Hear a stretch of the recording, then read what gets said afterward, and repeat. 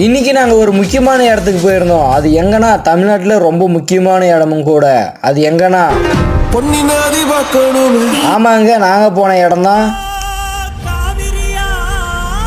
அங்கே போன பின்னாடி அங்கே இருக்கிற எல்லா இடத்தையும் நல்லா சுற்றி பார்த்துட்டு கடைசியாக ஒரு இடத்துல வந்து நிச்சோம். அங்கே பார்த்தீங்கன்னா நிறைய பேர் குளிச்சுக்கிட்டே இருக்காங்க.